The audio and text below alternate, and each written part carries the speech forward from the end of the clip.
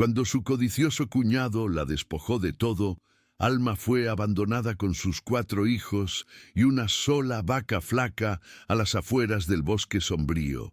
La obligaron a refugiarse en la única construcción en pie, una cabaña en ruinas que todos en el pueblo decían que estaba maldita, pero lo que nadie imaginaba era que su vaca se negaría a moverse de un punto exacto en la tierra, revelando un secreto que no era de oro ni plata, sino de vida o muerte, oculto bajo el suelo podrido. Parece ficción, pero esta historia ocurrió de verdad en las serranías de Durango, y su eco aún resuena entre los que la conocen. Si las historias sobre el poder de la justicia divina y el poder de la naturaleza resuenan contigo, suscríbete al canal para que continuemos este viaje juntos. El sol de la sierra caía sin piedad sobre Alma, cuyo nombre parecía una cruel ironía en medio de tanta desolación. Viuda desde hacía apenas unos meses, su alma era un campo seco, agrietado por el dolor y la impotencia. A su alrededor, 4 pequeños rostros la miraban con ojos que ya habían aprendido a hablar el idioma del hambre. Habían perdido su hogar, su tierra, todo lo que alguna vez les dio seguridad, y ahora el único techo que conocían era el cielo indiferente. Cada atardecer era un recordatorio de su fracaso, un susurro helado que le decía que no tenía nada que ofrecerles, salvo las migajas de una esperanza que se desvanecía con cada lágrima silenciosa que derramaba en la oscuridad. La causa de su miseria tenía un nombre y un rostro: Don Ricardo, su propio cuñado. Un hombre cuya alma estaba tan vacía como llenos estaban sus bolsillos, un cacique de pueblo que gobernaba con el peso de la codicia. Blandiendo un pagaré de dudosa procedencia, un papel amarillento que olía a mentira, la despojó de todo frente a los ojos del pueblo. Como acto final de su cruel teatro, le arrojó la soga de una vaca vieja y huesuda. «Toma paciencia», le dijo con una sonrisa torcida. «Es todo lo que una mujer inútil como tú merece». La humillación pública fue la última estocada, un veneno que se instaló en su corazón mientras se alejaba sin mirar atrás. Con la soga de paciencia en una mano y la de su hijo menor en la otra, Alma emprendió el camino hacia la nada. El pueblo quedaba atrás, un murmullo de juicios y lástima que el viento no lograba acallar. Su único rumbo era la linde del bosque, un territorio de nadie donde esperaba que la vergüenza no pudiera encontrarla. La vaca, símbolo andante de su desgracia, la seguía con una calma exasperante, sus pezuñas levantando pequeñas nubes de polvo a un ritmo lento y constante, como si midiera el tiempo de su sufrimiento. El sol comenzaba a teñir el cielo de naranja y púrpura cuando finalmente llegaron al borde del bosque, un lugar donde la civilización terminaba y la naturaleza salvaje reclamaba su dominio. Al llegar a un pequeño claro donde el campo se rendía a los primeros árboles, Alma decidió que era suficiente por ese día. Soltó a sus hijos, que se desplomaron sobre la hierba seca, y tiró de la soga para llevar a Paciencia hacia un viejo roble que ofrecía algo de cobijo. Pero la vaca no se movió. Plantada en el centro exacto del claro, la criatura parecía haber echado raíces. Alma tiró con la poca fuerza que le quedaba, susurrando primero súplicas y luego maldiciones. Empujó su flanco huesudo, pero el animal era una estatua de indiferencia. No era terquedad, era una quietud absoluta, una resistencia pasiva e inquebrantable. Paciencia había elegido su lugar, un punto insignificante en medio de la nada, y de ahí, por ninguna razón aparente, se negaba a avanzar un solo centímetro más. Frustrada y exhausta, Alma se rindió. No tenía fuerzas para luchar contra el mundo y, al parecer, tampoco contra una vaca. La noche caía con la rapidez de una guillotina, trayendo consigo un frío que se colaba por sus ropas raídas y hacía temblar los pequeños cuerpos de sus hijos. Con el corazón hecho un nudo, Los reunió a su alrededor, buscando el calor en el abrazo colectivo de su miseria. Encendió una pequeña fogata con las ramas secas que pudo recoger, una isla de luz y calor en medio de un océano de oscuridad y ruidos desconocidos que emergían del bosque. A pocos metros, la silueta de Paciencia permanecía inmóvil bajo el manto de estrellas, un centinela silencioso e imperturbable, un monumento viviente a su impotencia. Mientras sus hijos se dormían acurrucados, con el estómago vacío y las mejillas manchadas de tierra y lágrimas secas, Alma no pudo apartar la vista de ella, preguntándose si la vaca era su castigo o una prueba que no lograba comprender. El alba llegó fría y gris, despertando a los niños con el llanto agudo del hambre. El rocío de la madrugada los había empapado y la desesperación de Alma se renovó con la primera luz. Fue entonces, mientras buscaba algo, cualquier cosa que pudiera servir de alimento, que notó un detalle extraño. Paciencia, que no se había movido en toda la noche, raspaba el suelo con una de sus pezuñas delanteras. No era un gesto impaciente, sino metódico, casi deliberado. Un escalofrío recorrió la espalda de Alma, una mezcla de miedo y una incipiente curiosidad. Se acercó con cautela, esperando una reacción, pero la vaca solo la miró con sus grandes ojos líquidos y volvió a raspar la tierra en el mismo punto exacto. Alma se arrodilló. La tierra allí no estaba seca y polvorienta como en el resto del claro. Estaba oscura, húmeda, movida por un impulso que no entendía. Una última chispa de instinto de supervivencia comenzó a cavar con sus propias manos, rompiéndose las uñas contra la tierra compacta. A cada puñado que sacaba, la tierra se volvía más blanda, más mojada, hasta que un hilo de agua fresca y limpia brotó entre sus dedos. Un grito ahogado escapó de sus labios, un sonido a medio camino entre la incredulidad y el alivio. Llamó a sus hijos con una voz rota por la emoción, y ellos, al oír su llamada, se acercaron con la debilidad de los cachorros. Sin necesidad de palabras, hundieron sus rostros en el barro fresco, bebiendo con una sed desesperada que Alma no había sabido cómo calmar. Lágrimas de gratitud, calientes y limpias, surcaron su rostro mientras los veía beber, mientras ella misma bebía de la fuente milagrosa que la tierra le ofrecía. El agua era vida, y en ese instante, en medio de la nada, la vida regresaba a ellos. Cuando al fin se saciaron, sus ojos buscaron a Paciencia. La vaca la miraba con la misma calma insondable, y Alma vio en ella, por primera vez, no un símbolo de su ruina, sino un ángel improbable vestido de cuero y huesos. El agua lo cambió todo. Ya no era un claro de desamparo, sino un punto de partida, un ancla. Con una energía que creía perdida para siempre, impulsada por el milagro que brotaba del suelo, Alma comenzó a trabajar. Mientras los niños recuperaban algo de su alegría chapoteando en el pequeño charco, ella ensanchó el pozo con una piedra afilada, creando una reserva más clara y profunda.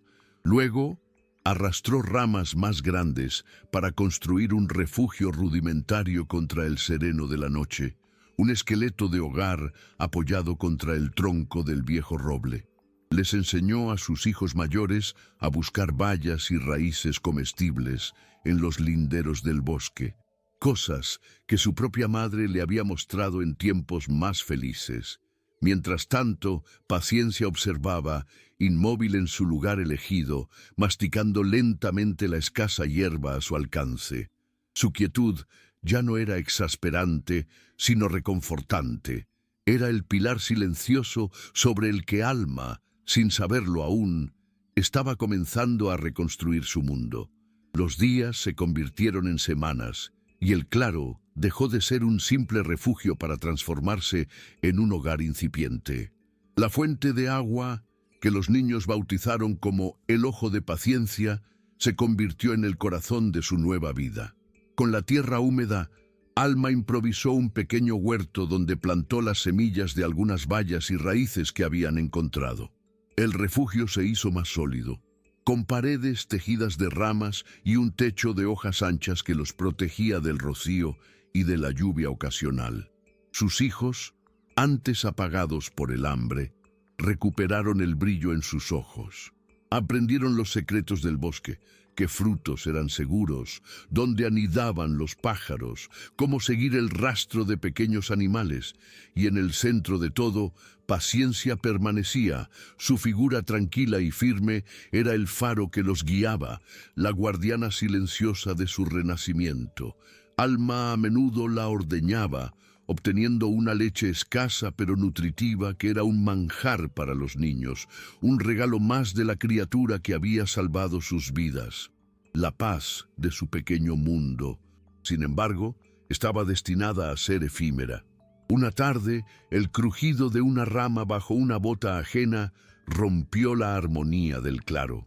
Un cazador del pueblo, perdido tras el rastro de un venado, apareció entre los árboles y se detuvo en seco, sin poder dar crédito a sus ojos. Donde solo debería haber maleza y soledad, encontró una escena de vida doméstica, una mujer fuerte y curtida, niños que reían mientras jugaban junto a un pozo de agua cristalina y una vaca que parecía montar guardia.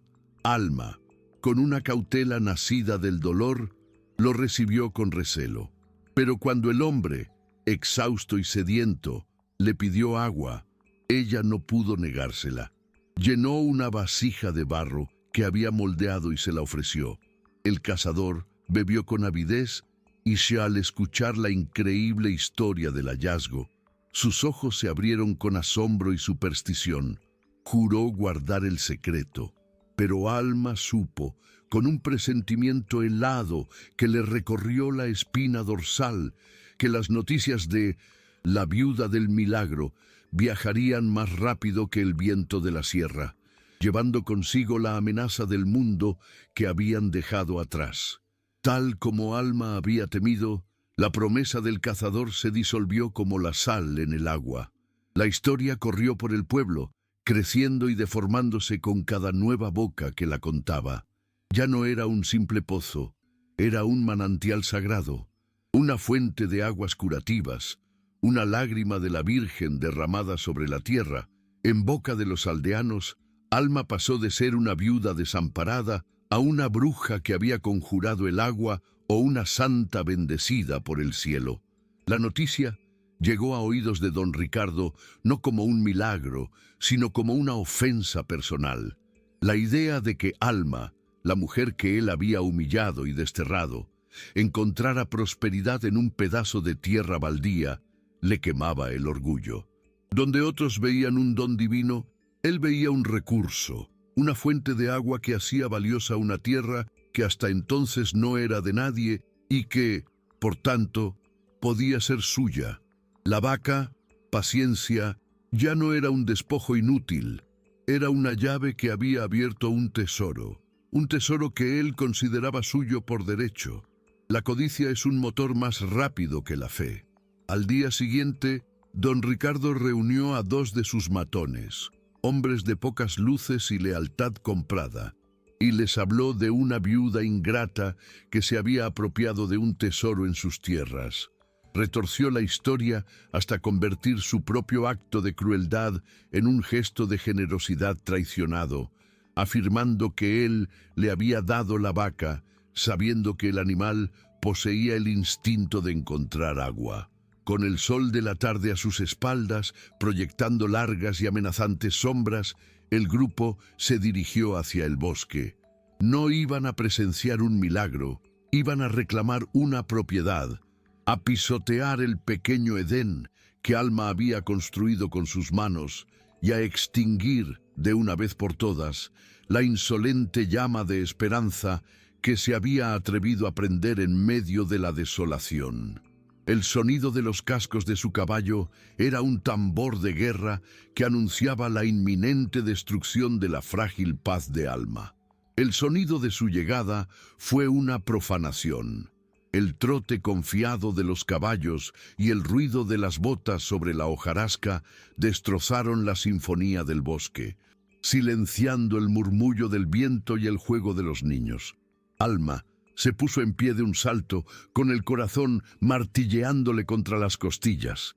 Sus hijos corrieron a refugiarse tras sus faldas, sus rostros antes risueños, ahora convertidos en máscaras de pánico. Don Ricardo desmontó con una arrogancia estudiada, sus ojos de buitre recorriendo el pequeño asentamiento con desprecio. Contempló el pozo, el huerto incipiente, el refugio, y su boca se torció en una mueca de asco y posesión. «Vaya, vaya», dijo, su voz goteando un falso paternalismo.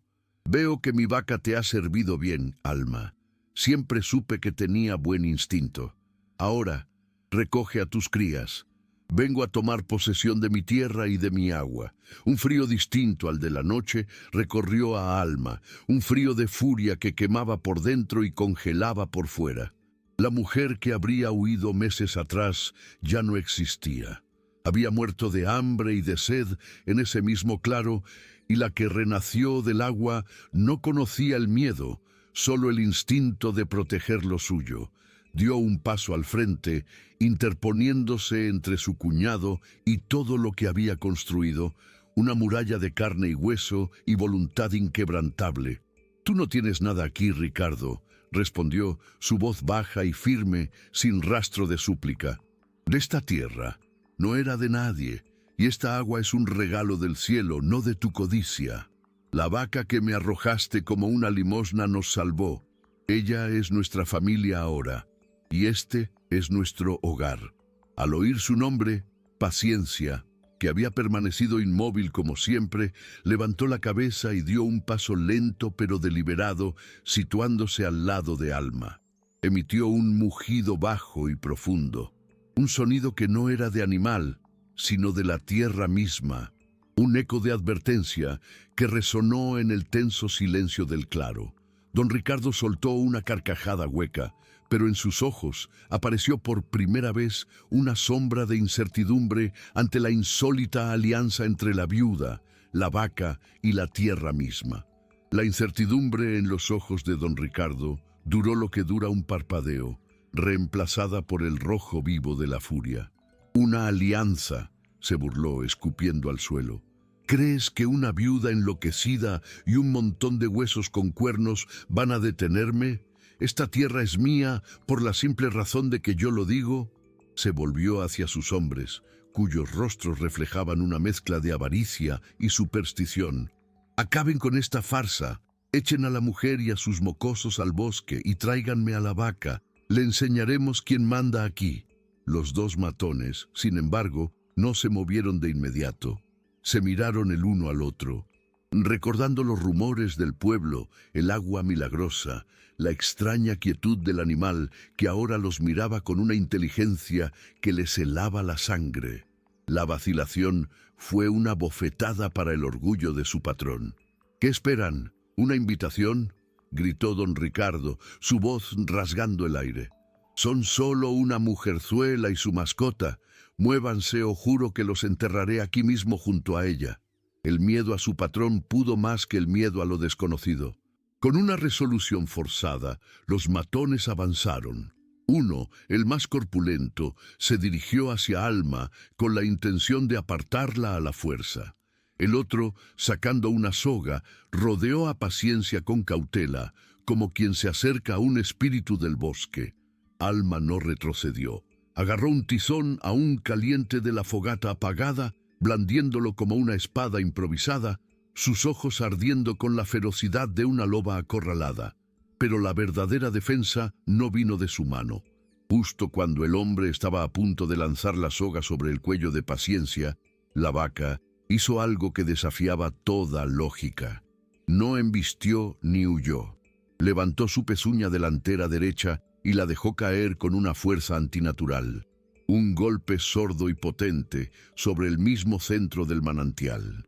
El suelo respondió con un gruñido profundo, un temblor que recorrió el claro y sacudió los árboles. El agua del pozo burbujeó violentamente y brotó hacia arriba en un surtidor de lodo y agua fría que empapó al hombre, haciéndole resbalar y caer de espaldas con un grito de terror. El suelo a sus pies se convirtió en un fango traicionero, un pantano repentino que parecía querer tragárselo. El hombre atrapado en el lodo gritaba, un alarido agudo de pánico mientras sentía que la tierra lo succionaba lentamente. El segundo matón, con el rostro pálido como un muerto, dejó caer la soga de sus manos y retrocedió con pasos torpes, tropezando con sus propios pies. Sus labios balbuceaban oraciones rotas y palabras sobre brujería, el terror supersticioso superando por completo la lealtad a su patrón. Para él, aquello no era tierra, era una tumba abierta. Don Ricardo, por su parte, observaba la escena con una mezcla de furia e incredulidad. «Es un truco, un pozo ciego», gritaba, más para convencerse a sí mismo que a los demás. Pero sus ojos no podían apartarse de la vaca, que permanecía impasible junto al desastre, masticando hierba con una calma sobrenatural que desmentía la violencia del suceso. Alma, petrificada, no por el miedo, sino por un asombro reverente, apretó las manos de sus hijos. En ese instante comprendió. Paciencia no era una prueba ni un castigo, era una guardiana.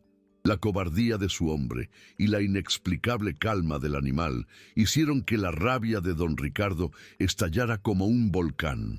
La codicia ahogó el último vestigio de prudencia en su alma.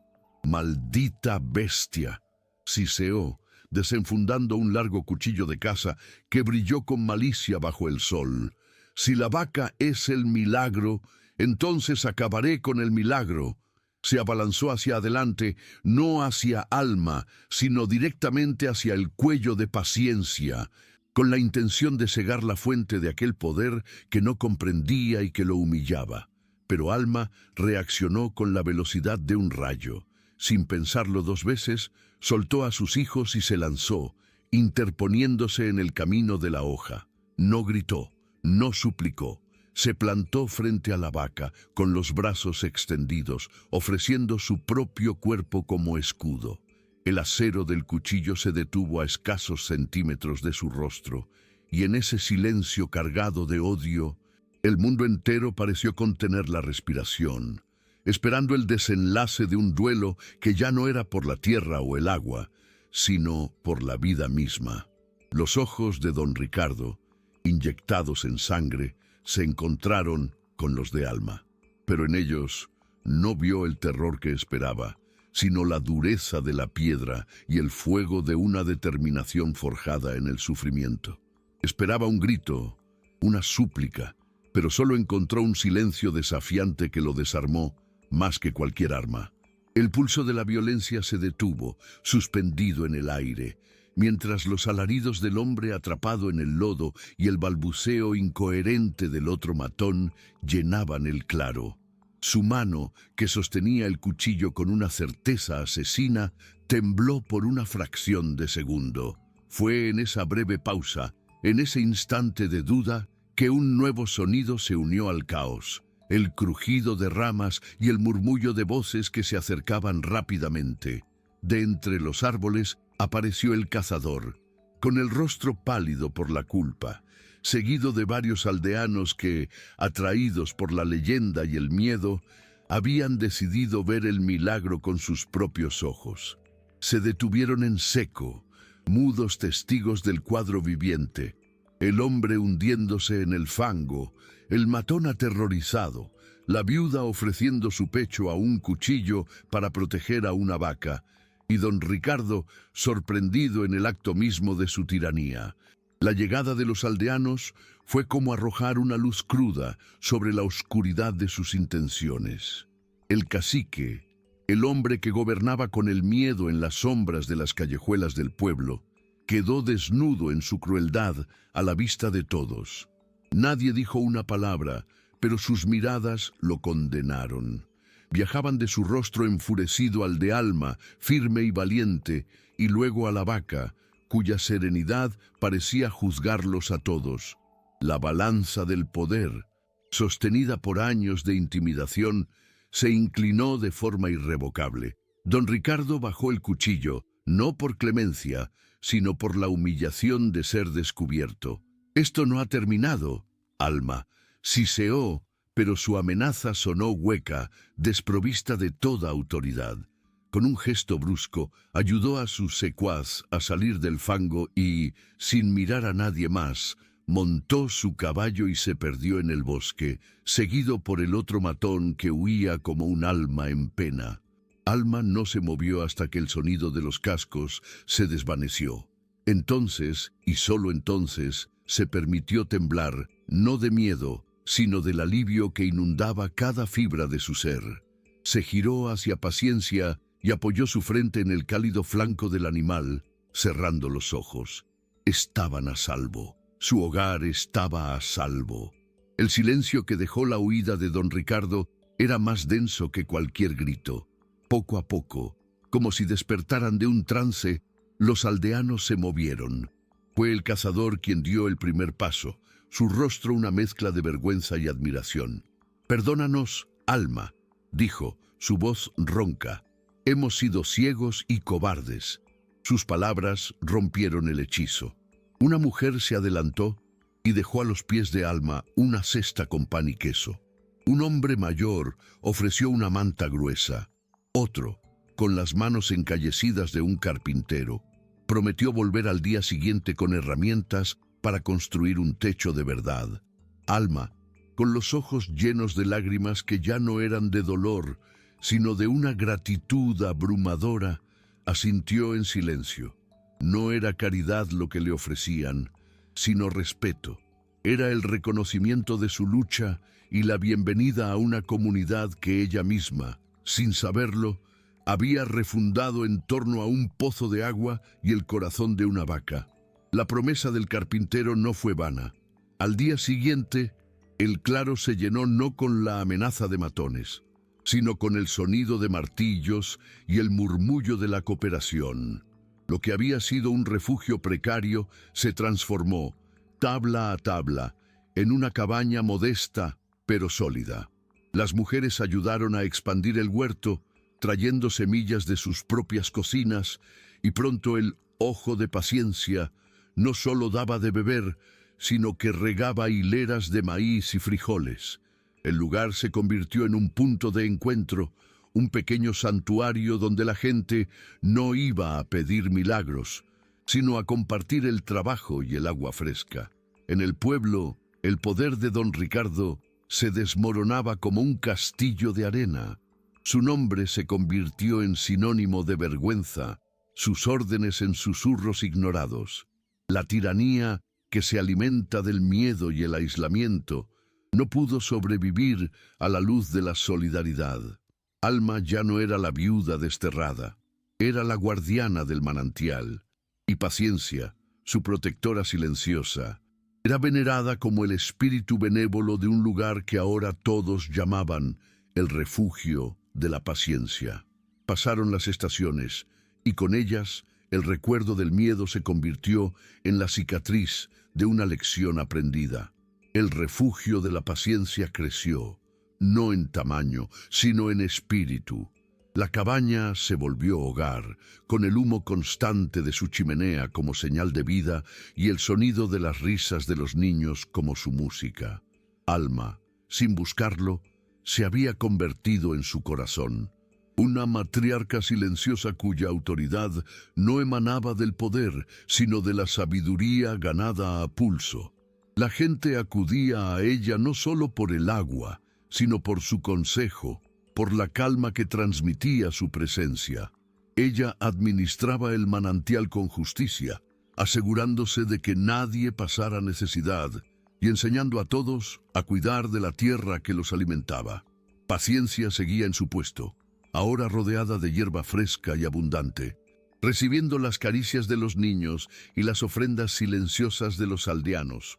Una mazorca de maíz, una manzana, un gesto de gratitud hacia el tótem viviente de su comunidad renacida. Mientras la vida florecía en el claro, Una sequía silenciosa pero implacable comenzó a roer las posesiones de don Ricardo. Sus campos, antes fértiles por la fuerza del trabajo ajeno, se agrietaron bajo el mismo sol que nutría el huerto de Alma. El respeto que imponía con miedo se evaporó, dejando tras de sí el hedor del desprecio. Sus trabajadores lo abandonaron, sus socios le dieron la espalda, y se encontró solo, atrincherado en una casa grande y vacía, contando monedas que ya no podían comprar lealtad.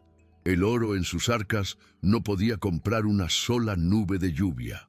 La ironía del destino fue cruel y poética. El hombre que había desterrado a Alma a la sed se encontró sediento, rodeado por la aridez de su propia alma. La noticia, inevitable como el amanecer, llegó a sus oídos. La única agua que fluía constante en toda la comarca era la del manantial que él había despreciado. El orgullo, su único compañero fiel, le susurraba que era mejor morir de sed que arrodillarse ante la mujer que había humillado. Pero el orgullo no calma la garganta reseca ni revive el ganado que cae muerto en los corrales. La decisión fue una amarga bilis en su boca. No iría a pedir perdón, sino a negociar, a comprar lo que creía que el dinero aún podía conseguir. En su mente retorcida aún era el patrón, y el agua, como todo en la vida, debía tener un precio. Al amparo de la noche, para que nadie viera su derrota, el gran don Ricardo se convirtió en una sombra furtiva, un rey destronado caminando hacia el único manantial de su reino en ruinas, el mismo que una vez intentó conquistar por la fuerza. El camino que antes había recorrido a caballo, sintiéndose dueño y señor, ahora era un tormento para sus pies desacostumbrados al polvo y las piedras. Cada crujido de una rama era una burla, cada ulular de un búho una acusación. La sed lo debilitaba, y por primera vez en su vida sintió el miedo visceral del desamparo. La misma emoción que él había infligido a Alma y a sus hijos sin un ápice de compasión. Finalmente, a través de los árboles, vio la luz de una hoguera. No era la luz desafiante de una fogata de supervivencia, sino el brillo cálido y constante de un hogar. Se detuvo en el borde de la oscuridad, un espectro observando un mundo al que ya no pertenecía. Y allí, junto al fuego, estaba Alma, no como la viuda rota que recordaba, sino como el centro sereno de esa nueva vida. A su lado, impasible, la silueta de Paciencia parecía una estatua antigua, la guardiana de un santuario al que él, el profanador, ahora venía a suplicar entrada. Reunió los jirones de su arrogancia y dio un paso hacia la luz, sintiendo que el resplandor del fuego lo exponía, lo juzgaba. Alma levantó la vista, pero en sus ojos no había sorpresa ni triunfo, solo una calma profunda, como la del pozo que le había dado la vida. No se levantó, no llamó a nadie, simplemente lo observó llegar, un hombre encogido por la sed y la derrota, tratando de mantener una postura que ya no le pertenecía.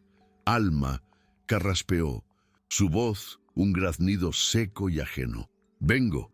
Por agua, te pagaré, lo que sea». El tintineo de unas pocas monedas que sacó de su bolsillo fue un sonido patético y fuera de lugar en la quietud sagrada del claro. Alma no miró el dinero. Sus ojos permanecieron fijos en los de él, y por primera vez, don Ricardo no pudo sostenerle la mirada. «Aquí el dinero no apaga la sed», respondió ella, su voz suave pero con el peso de la tierra misma. «Esta agua no es mía para venderla. Es un don».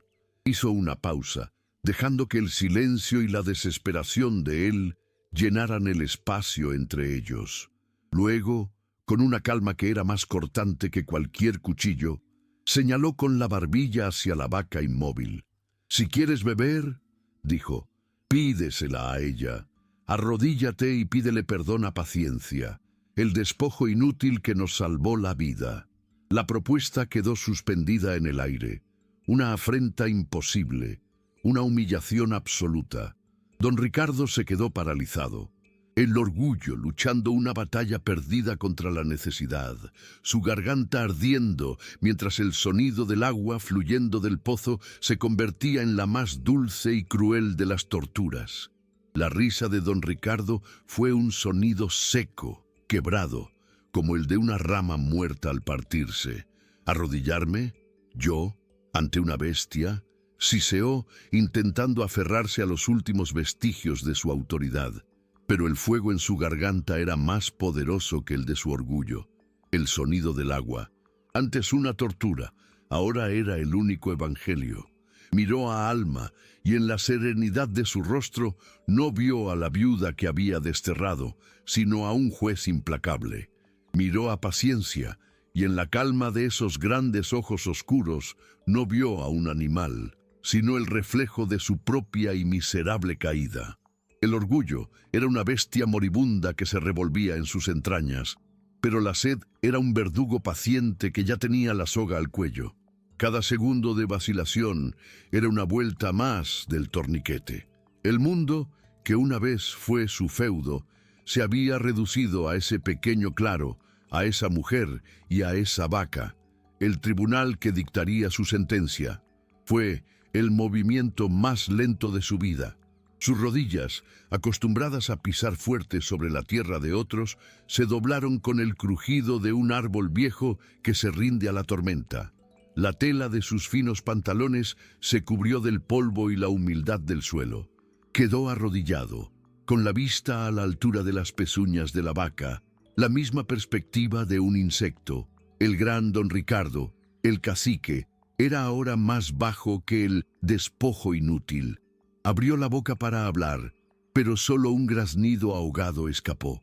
Tragó saliva, que era como tragar arena. Finalmente, con una voz que era apenas un susurro roto por la vergüenza, las palabras salieron como sangre de una herida. Perdóname, Paciencia. El nombre de la vaca fue un trozo de vidrio en su garganta. En respuesta, la criatura solo parpadeó lentamente y soltó un largo y tranquilo resoplido, como si el asunto no tuviera la menor importancia, y esa indiferencia fue el castigo final, la prueba de que, para el universo, su caída no era ni siquiera un espectáculo digno de mención. Alma se levantó sin decir palabra. Tomó una de las vasijas de barro que reposaban junto al pozo, la misma que usaba para sus hijos, y la llenó con el agua clara y fría. Se la extendió a su cuñado, que aún permanecía de rodillas, con la mirada perdida en el suelo. Él la tomó con manos temblorosas y bebió con la avidez de un animal, el agua chorreando por su barbilla y manchando su camisa. No era el trago dulce del alivio, sino el sorbo amargo de la derrota. Cada gota que pasaba por su garganta era un recordatorio de lo que había perdido y del precio que acababa de pagar por calmar una sed que iba mucho más allá de lo físico. Cuando terminó, dejó la vasija en el suelo con un ruido sordo, sin atreverse a mirarla a los ojos. Se puso en pie con la rigidez de un anciano, su cuerpo doblegado no por los años, sino por el peso de la humillación. No hubo más amenazas ni palabras. El hombre que había llegado a reclamar una propiedad se marchó sin nada, ni siquiera con la dignidad de una sombra. Se dio la vuelta y caminó hacia la oscuridad del bosque, y su figura se fue encogiendo hasta que la noche se lo tragó por completo. Alma permaneció de pie, escuchando el sonido de sus pasos torpes hasta que el silencio del bosque regresó. No sintió alegría ni venganza, solo una paz profunda y agotadora, como la que siente la tierra tras una larga y devastadora tormenta. El fuego crepitó. Sus hijos la observaban desde la puerta de la cabaña, y Paciencia, a su lado, bajó la cabeza para arrancar un bocado de hierba, indiferente al drama de los hombres. El ciclo se había cerrado. El refugio de la Paciencia estaba, al fin, en completa paz. Los niños que habían observado toda la escena desde el umbral de la cabaña con el aliento contenido, corrieron hacia ella. La rodearon con sus brazos pequeños, no para consolarla, sino para anclarse en su fortaleza. Alma los abrazó con fuerza, hundiendo su rostro en el cabello de su hija mayor. No lloró. La mujer que lloraba en la oscuridad había desaparecido para siempre. Con un movimiento lento y deliberado, recogió la vasija que don Ricardo había dejado en el suelo. En lugar de romperla con rabia, la llevó al pozo y la lavó con cuidado, limpiando los últimos vestigios de su cuñado, de su sed, de su derrota. El gesto era un ritual silencioso. El pasado quedaba limpio, y el agua que fluía no guardaba memoria del orgullo ni de la humillación, solo la promesa de la vida. Aquella noche, por primera vez en mucho tiempo, durmieron sin sobresaltos, bajo la vigilancia serena de paciencia y la certeza de que el amanecer, por fin, les pertenecía por completo. Los años, como el agua del manantial, fluyeron, labrando un nuevo paisaje en la vida de la sierra. La historia de la caída de don Ricardo se convirtió en leyenda, un cuento susurrado junto al fuego sobre cómo la codicia puede morir de sed a la orilla de la abundancia. Su hacienda se marchitó, sus tierras se vendieron por una miseria y su nombre se borró de la memoria del pueblo, reemplazado por la figura de un fantasma que una vez se arrodilló ante una vaca. En contraste, el refugio de la paciencia floreció. Se convirtió en una pequeña comunidad próspera, unida no por lazos de sangre, sino por el respeto mutuo y el cuidado de la tierra. Los hijos de Alma crecieron con la espalda recta y las manos hábiles, aprendiendo de su madre que el verdadero poder no reside en poseer, sino en proteger. Y en el centro de todo, como un recordatorio viviente de su origen, Paciencia envejeció plácidamente bajo el roble, convertida en el tótem sagrado de un pueblo que aprendió, gracias a una viuda y a una vaca testaruda, que la verdadera riqueza brota del suelo y se mide en la dignidad con la que se comparte. Una mañana de otoño, muchos años después, cuando el aire olía a tierra húmeda y a hojas caídas, Paciencia, cuyo pelaje se había vuelto del color de la ceniza y cuyos movimientos eran un eco de su antigua lentitud, no se levantó para recibir el sol. Alma la encontró allí, recostada junto al manantial que había desenterrado, con la cabeza vuelta hacia el agua que seguía brotando, límpida e incesante. No hubo lamentos, solo un silencio reverente que se extendió por el refugio cuando la noticia corrió de boca en boca. Los hombres, mujeres y niños que le debían la vida se reunieron en una procesión de gratitud. La enterraron en el mismo corazón del claro, junto al roble, y sobre su tumba no colocaron una cruz, sino una simple piedra lisa del lecho del arroyo, un monumento a la quietud que les había enseñado a vivir. Alma, ya una anciana de cabellos como la nieve y piel surcada por los mapas de su vida, solía sentarse junto a esa piedra, observando a sus nietos jugar en el agua que seguía manando con la misma generosidad.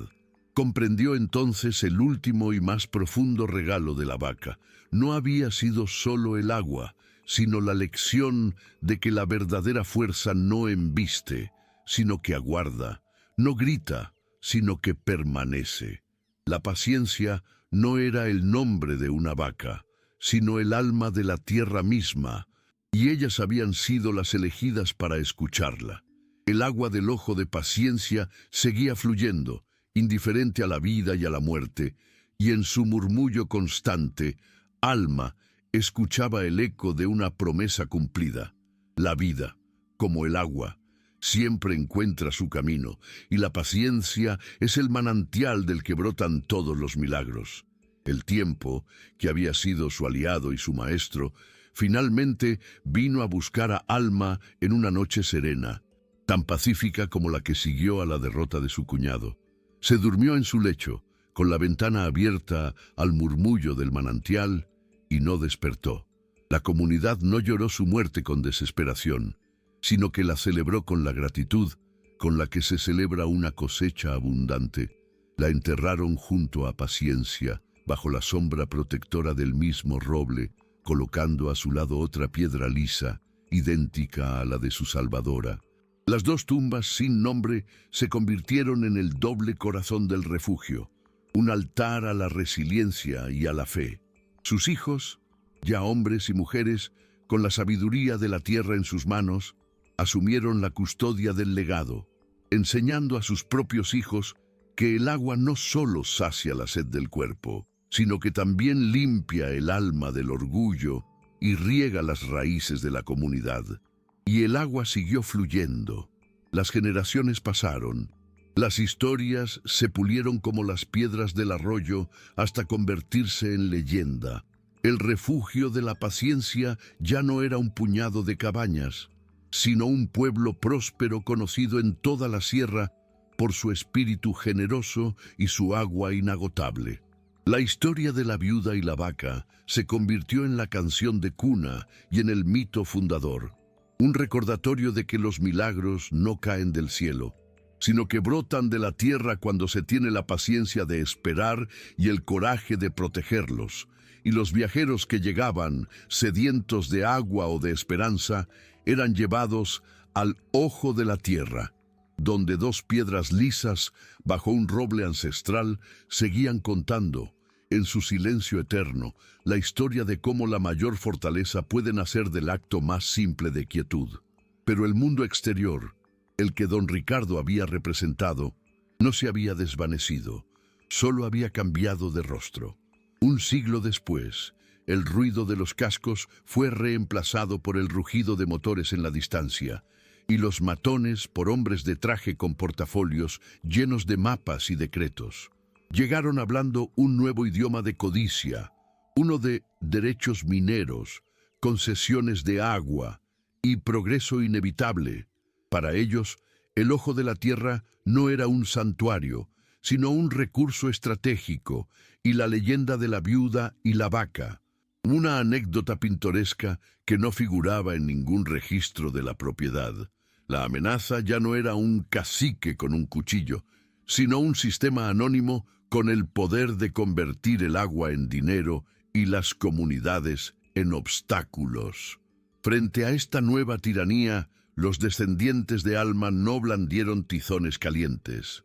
Se reunieron, como sus antepasados, bajo la sombra del viejo roble, junto a las dos piedras lisas que eran el acta de fundación de su existencia.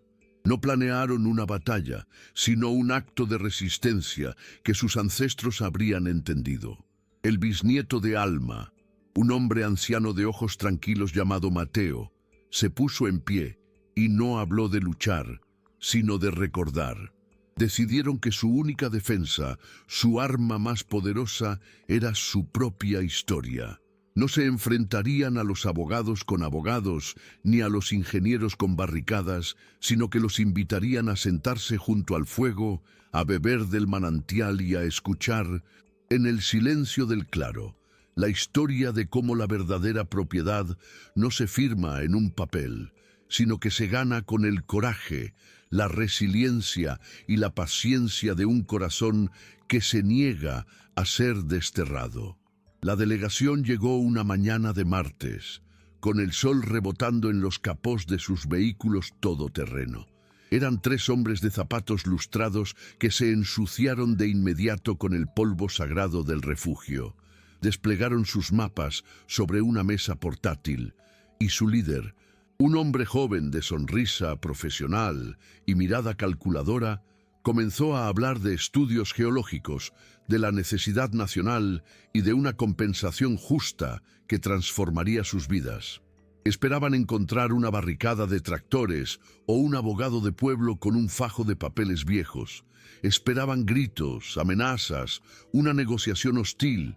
En su lugar, encontraron a Mateo esperándolos solo, sentado en un tronco junto a las 2 piedras. No los interrumpió. Cuando terminaron su presentación, el anciano simplemente asintió. «Entiendo sus razones», dijo con una voz serena que desarmaba. «Pero las nuestras no caben en esos mapas. Bienvenidos. Antes de hablar de dinero, nos gustaría compartir nuestro pan, y esta noche, junto al fuego, les contaremos nuestra única escritura de propiedad. Luego, Si aún tienen sed, podrán beber de nuestra agua.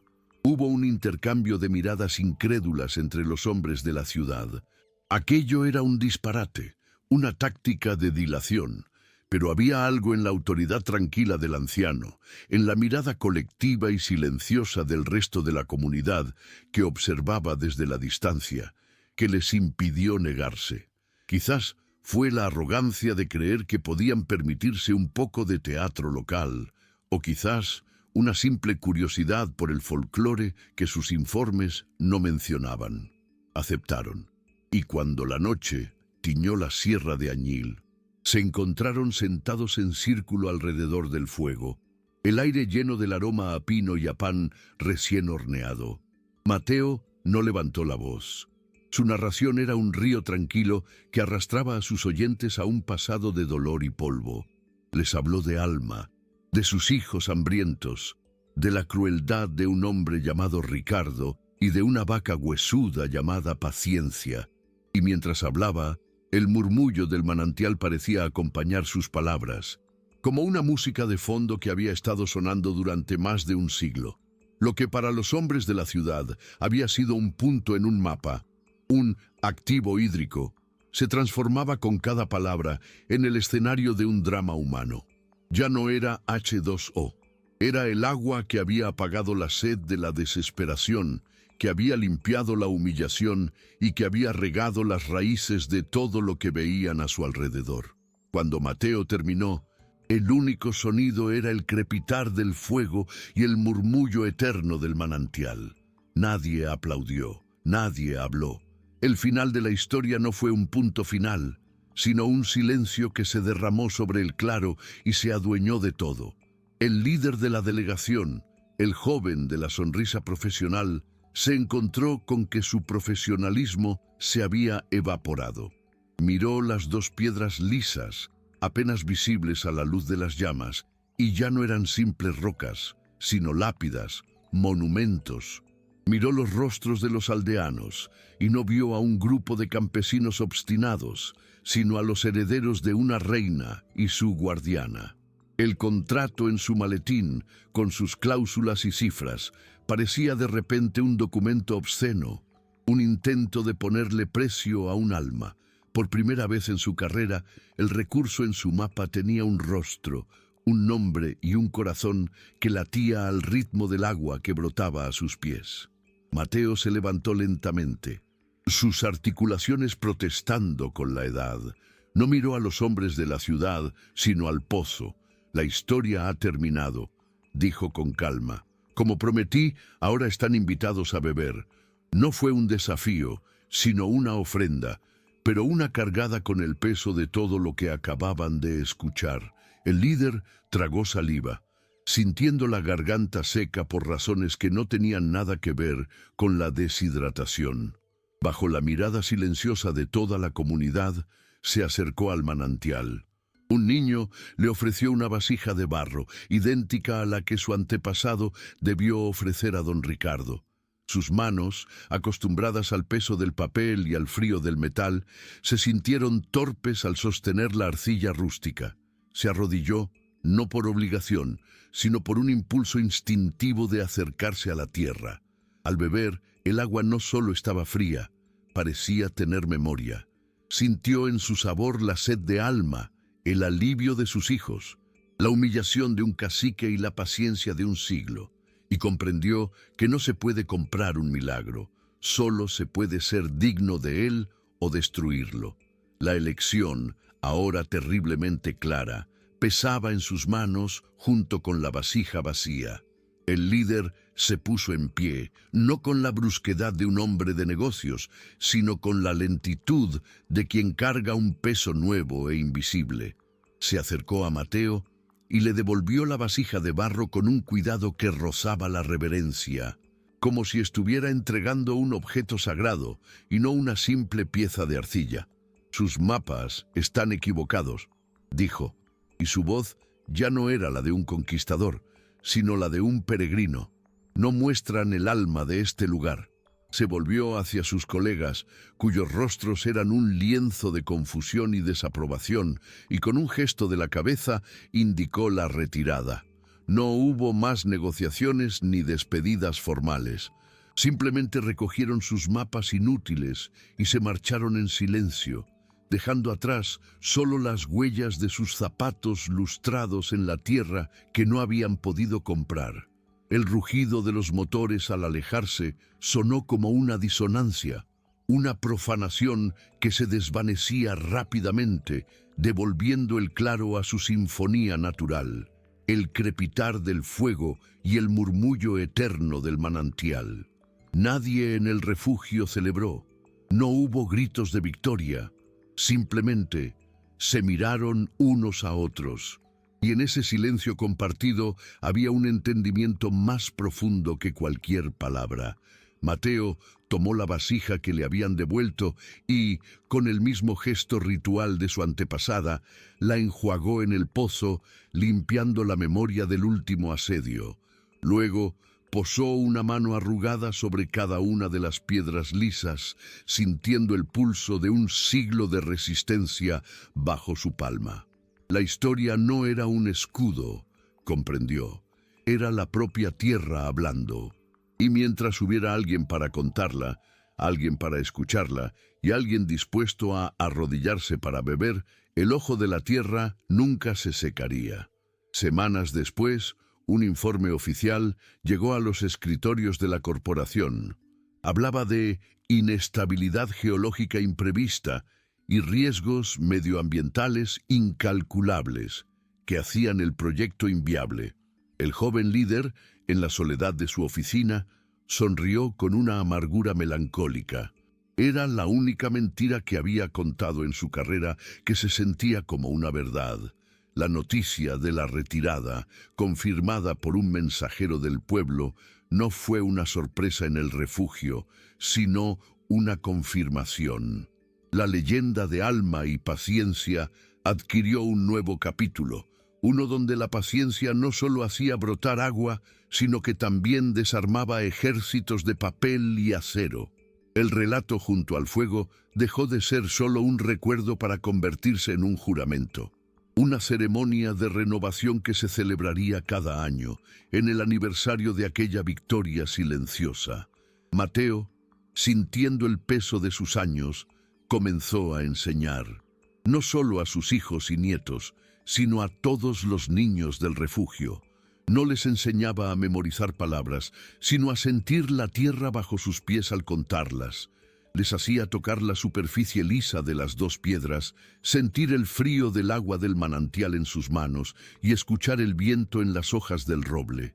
La historia no está en la boca, les decía, sino aquí. Y se señalaba el corazón. Es el pozo del que todos bebemos.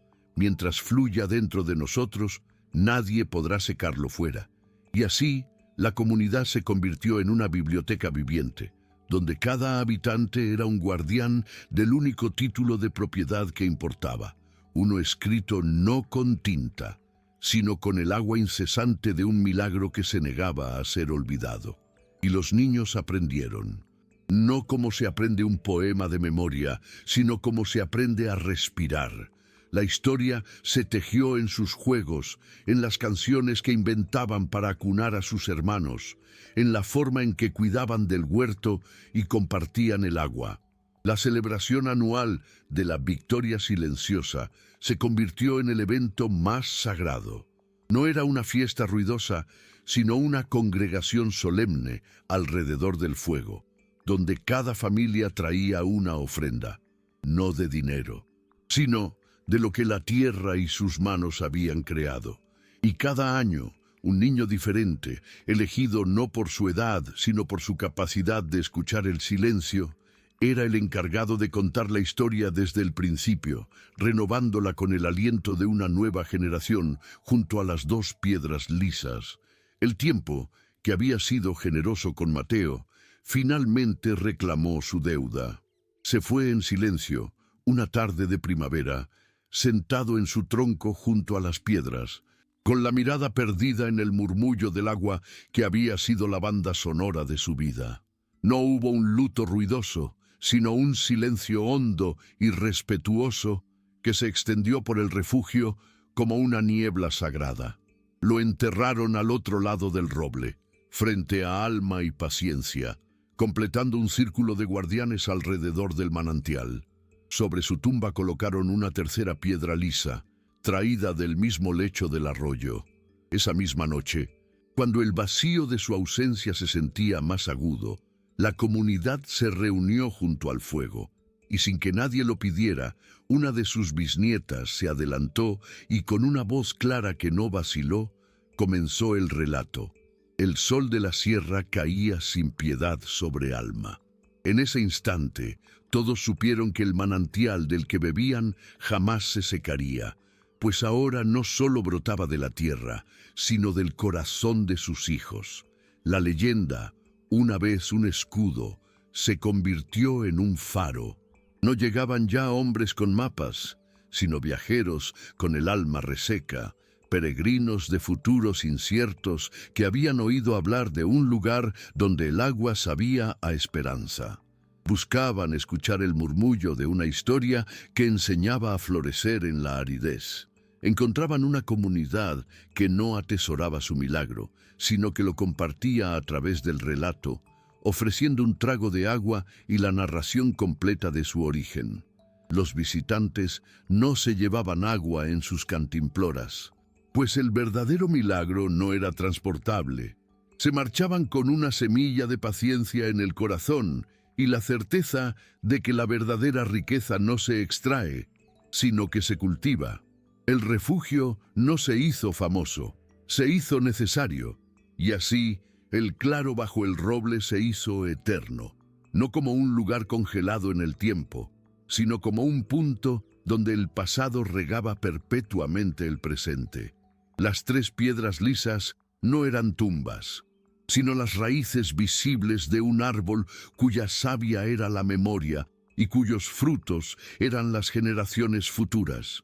Los descendientes de Alma vivieron en una paz ganada a pulso, una prosperidad medida no en monedas, sino en la claridad de su agua y la fortaleza de sus lazos.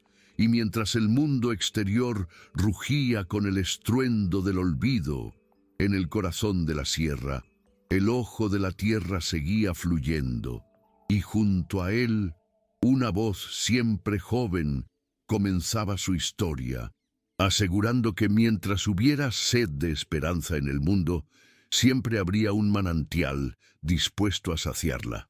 Uno de esos peregrinos fue un historiador de la capital, un hombre de pluma afilada y corazón blindado por el escepticismo, que llegó con la intención secreta de escribir la crónica definitiva que desmontaría el mito del manantial. Observó con ojo clínico la sencillez de las cabañas, la reverencia casi infantil hacia las tres piedras lisas, y escuchó la historia, no de un anciano solemne, sino de una niña que la contaba mientras trenzaba juncos. Esperaba encontrar fanatismo, pero solo halló una calma laboriosa. Cuando la niña, al terminar, le ofreció la vasija de barro, él la tomó como una pieza de evidencia.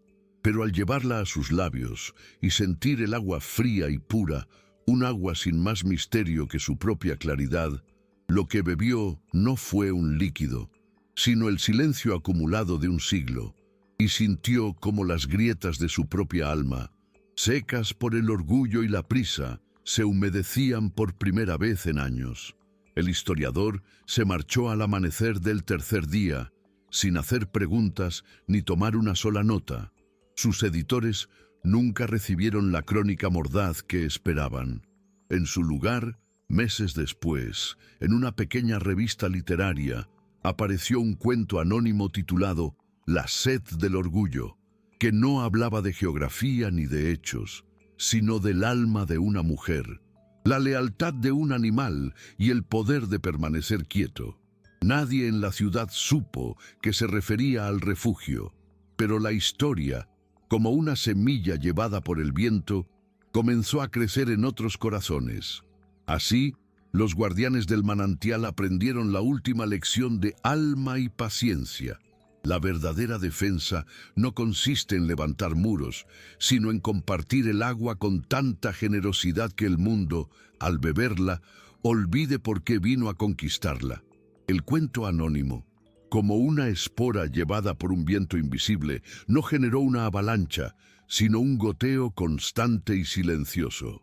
Ya no llegaban solo peregrinos con la garganta seca, sino almas agrietadas por la prisa del mundo moderno, artistas sin inspiración, ejecutivos vaciados por el éxito, académicos que habían perdido el porqué entre tantos datos. No venían a buscar un milagro tangible, sino un permiso para detenerse.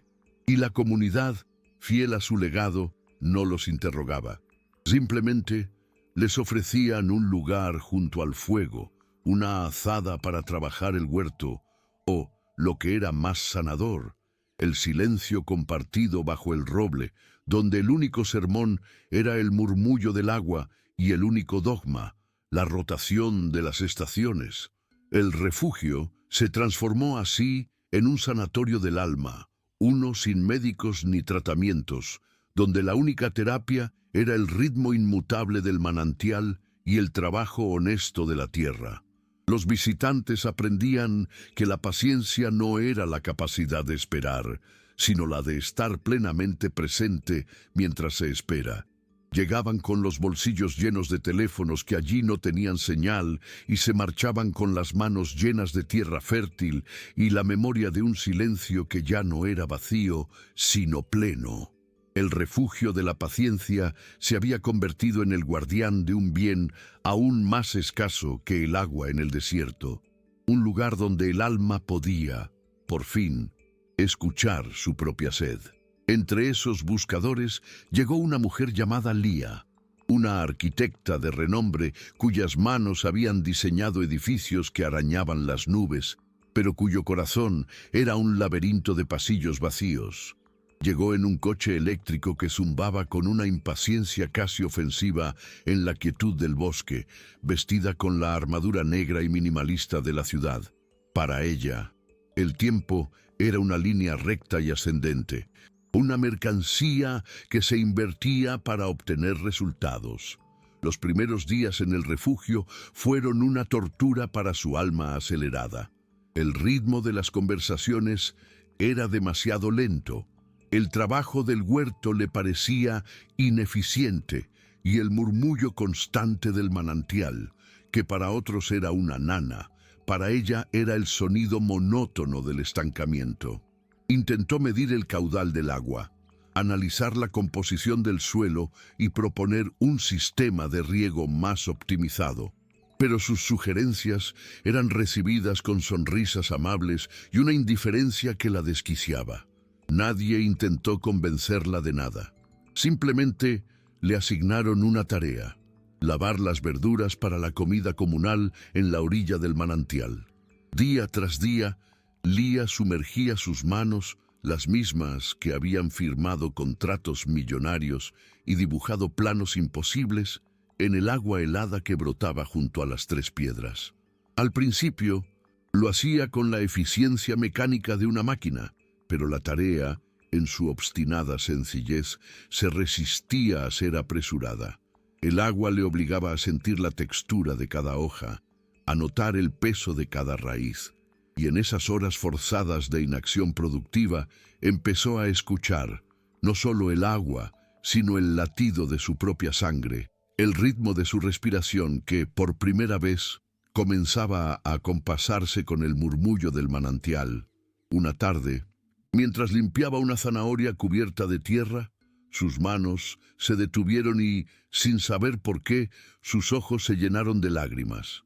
No eran de tristeza ni de alegría, sino de un deshielo lento y profundo, como si un glaciar en su interior hubiera comenzado, al fin, a resquebrajarse.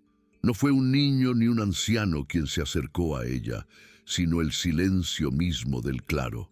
Lía permaneció arrodillada, dejando que las lágrimas se mezclaran con el agua del manantial en sus manos. Sin sentir vergüenza, solo un inmenso y doloroso alivio. Cuando levantó la vista, una de las mujeres mayores, Elara, estaba a su lado, no observándola, sino mirando el agua con ella. No le preguntó qué le pasaba. En su lugar, tomó una hoja caída de la superficie del agua y se la ofreció. «A veces», dijo Elara con una voz suave como el musgo, «el mundo nos construye tan altos y tan fuertes por fuera, que nos olvidamos de regar el jardín que llevamos dentro. Y un día nos damos cuenta de que todo está seco». Lía, incapaz de articular palabra, solo pudo asentir, sintiendo el peso de todos sus edificios vacíos sobre sus hombros. «Esta agua», continuó la anciana, señalando las 3 piedras, «no es solo para la sed del cuerpo, es para recordarnos que debajo de la tierra más dura y pisoteada siempre hay un manantial esperando la paciencia de unas manos que se atrevan a cavar». Lía no regresó a la ciudad. El zumbido de su coche eléctrico fue reemplazado por el sonido del viento en las hojas del roble y el golpeteo de un martillo en la madera. Sus planos, antes obsesionados con el acero y el cristal, se llenaron de bocetos dibujados a carboncillo sobre papel reciclado. No diseñó un nuevo edificio, sino que aprendió a reparar los existentes.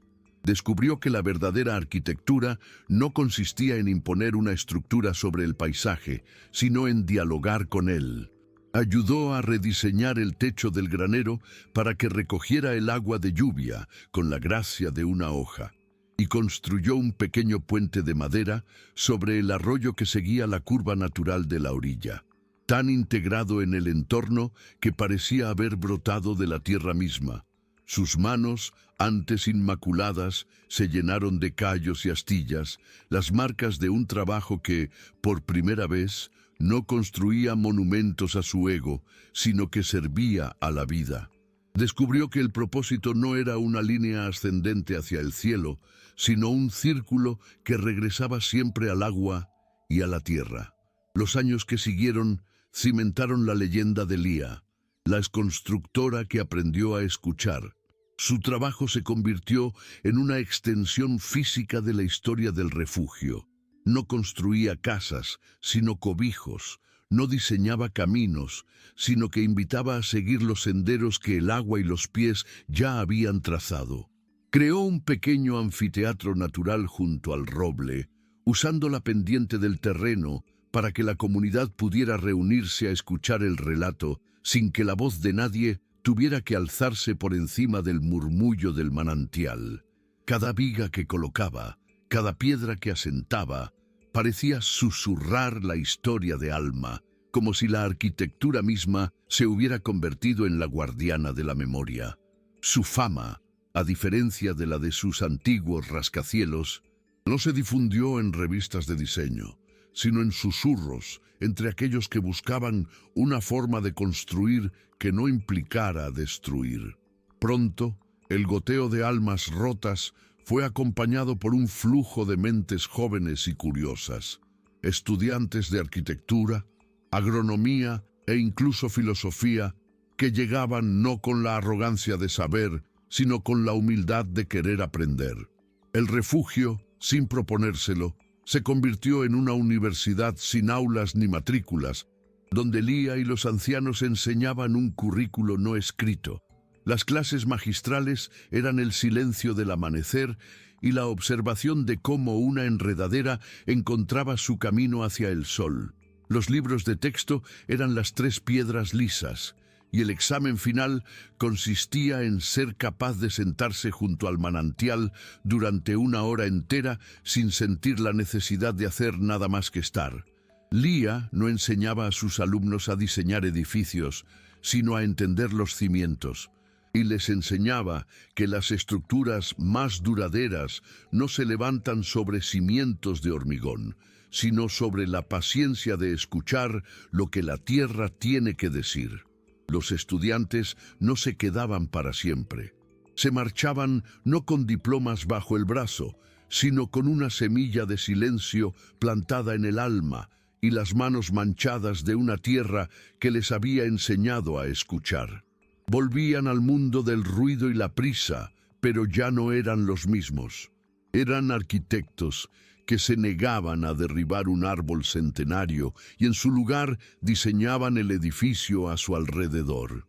Eran agrónomos que recuperaban baldíos urbanos para crear huertos comunitarios que alimentaban el cuerpo y el espíritu del vecindario.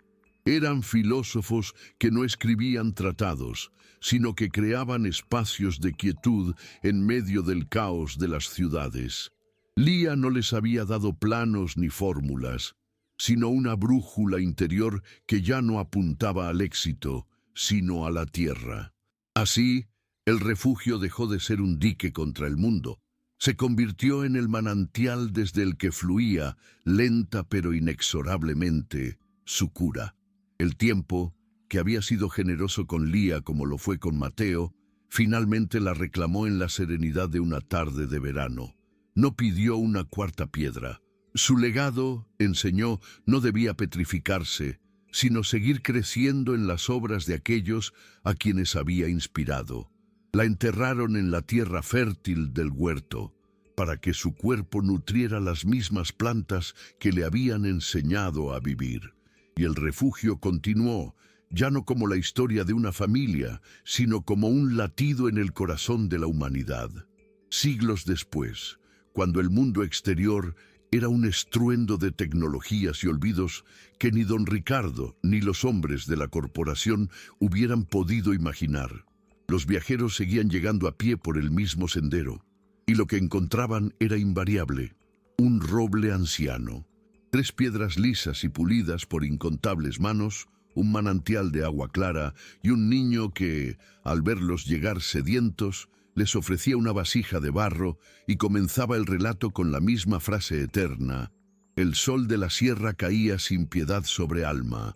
Y el viajero, al arrodillarse para beber, comprendía que aquella agua no solo saciaba la sed, sino que curaba la amnesia del mundo, recordándole, gota a gota, el olvidado poder de permanecer quieto. Pero el mundo que rugía en la distancia no se silenció de golpe, sino con un largo estertor. Los peregrinos que llegaban ya no hablaban del vacío de sus almas, sino del polvo en sus pulmones. Traían noticias fragmentadas de un exterior que se desmoronaba bajo el peso de su propia prisa. Los ríos se habían convertido en cicatrices de lodo seco y las ciudades en colmenas de sed y desconfianza. Ya no eran buscadores, eran náufragos. Sus ojos no reflejaban la fatiga del éxito, sino el horror del colapso. El refugio de la paciencia, que había sido un faro para los perdidos, se convirtió en una isla en medio de un océano que se evaporaba, su existencia un milagro cada vez más improbable y necesario. La historia de Alma nos enseña que frente al fin de un mundo, la comunidad no levantó murallas, sino que ahondó el pozo. Su respuesta a la escasez universal fue una generosidad radical. Una fe inquebrantable en que el manantial, como la compasión, solo se secaba si se represaba. A los recién llegados, con los huesos cubiertos de la ceniza de sus antiguas vidas, no solo les daban agua y pan, les daban la historia. Contar la leyenda de Alma ya no era un acto de memoria, sino la primera lección de reconstrucción. Era enseñarles que la civilización no se reinicia con máquinas ni decretos, sino arrodillándose en la tierra, escuchando y teniendo la paciencia de esperar a que la vida, incluso en el suelo más devastado, vuelva a brotar. Si este mensaje tocó tu corazón, suscríbete y comparte para que más personas descubran el verdadero valor de la justicia divina y el poder de la naturaleza.